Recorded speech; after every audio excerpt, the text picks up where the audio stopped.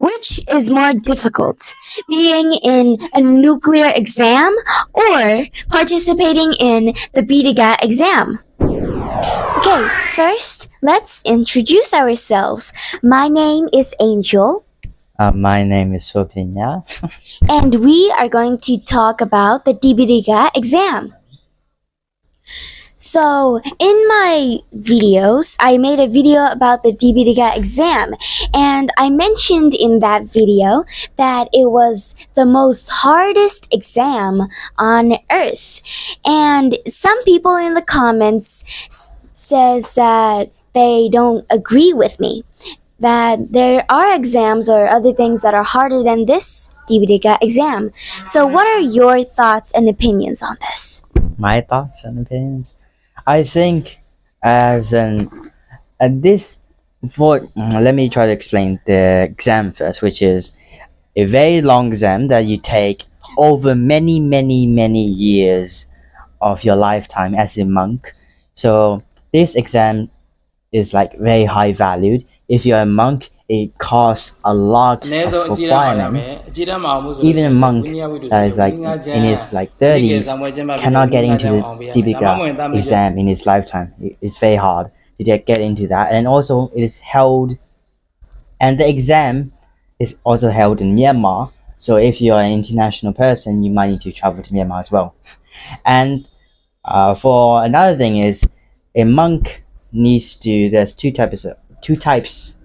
Maybe like from what I remember, there's two types, which is memorizing and saying the scriptures out loud, and one is where you write things down on paper, which is either memorizing them, writing them down, or like doing analyzing them. So when you try to memorize a lot of text, which is a lot in Buddhism, there's a lot of text in Abhidhamma about scriptures, about these lessons, analyzing these suttas from Buddha, and there's a lot, and you can't memorize them in one day.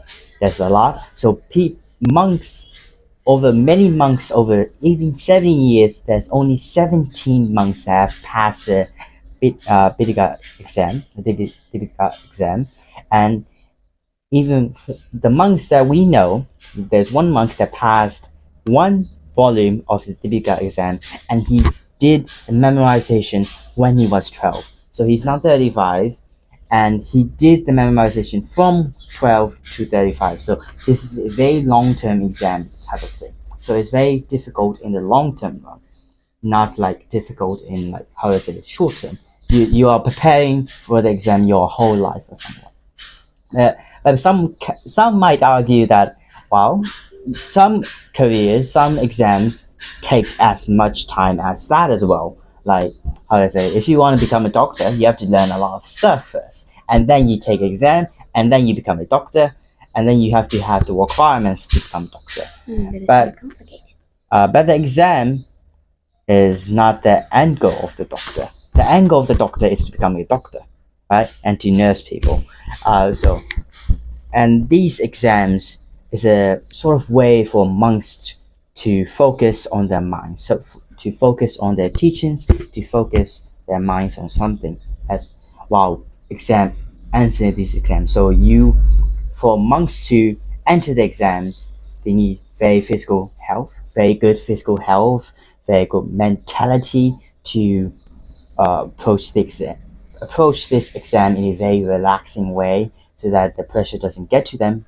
How normal people will feel the pressure, but the monks need to be more mentally prepared and more physically healthy than the average human, since if you are sick on just one day, and you take the exam, you might get everything wrong. So there's a lot of things that you can get wrong when you memorize stuff. So it's just trying to retain and try to focus.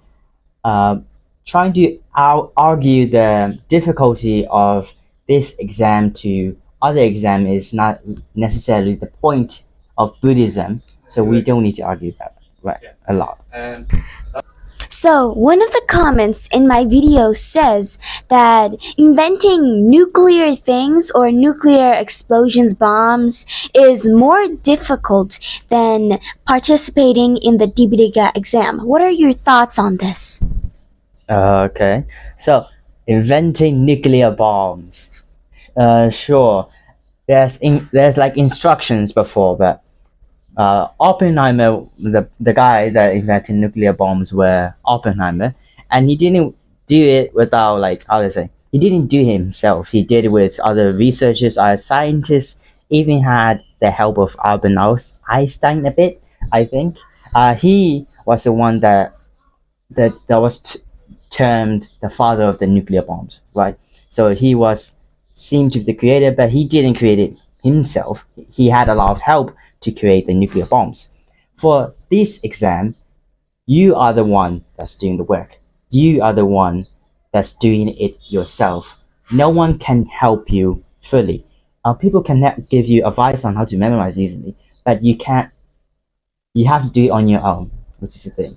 And if you're taking the nuclear exam thing, exams related to nuclear fission, you might say it's the same thing. You're just doing memorization. Yeah, but for that, your end goal is to create have a career in something that's quite endless.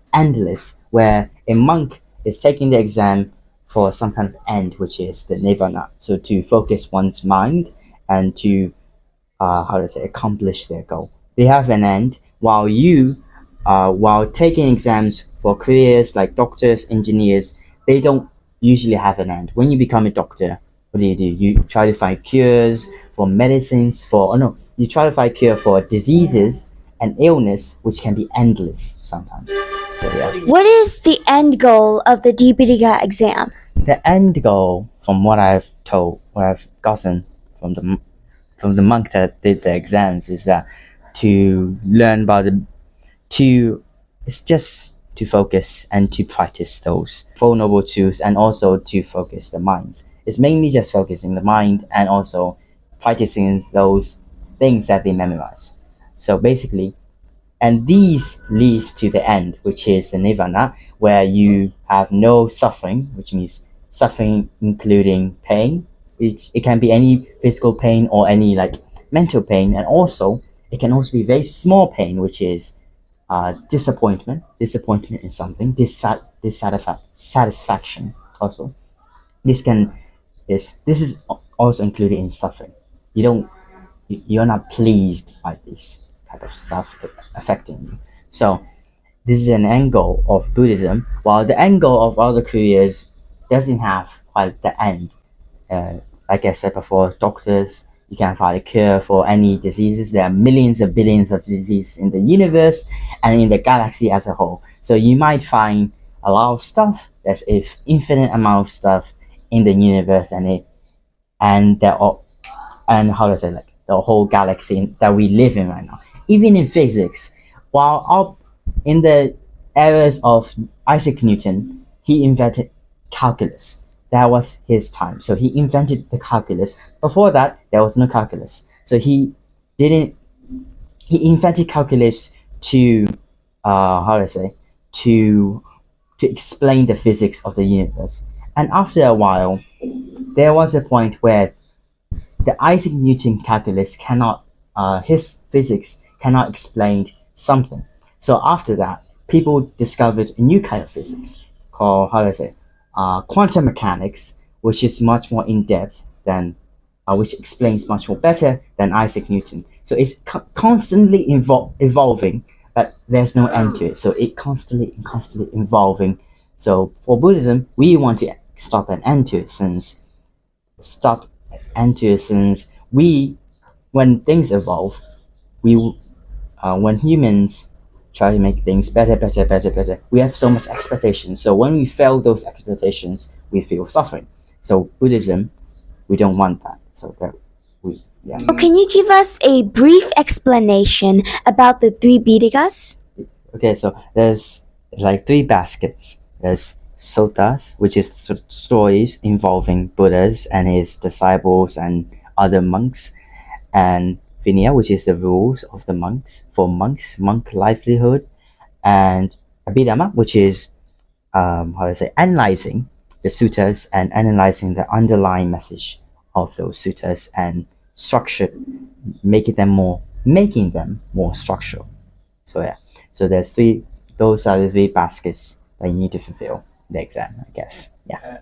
So, which of the three Pitakas do you think are the most difficult? From what I've heard, is that Bidama, since it's much more analytical and structural and a lot of things to memorize. Since it was, if like science, it has been evolving for several decades to something big. So it's not like sutras where it might have an end to it, since Buddha did a lot of like, how I say, discussions with monks.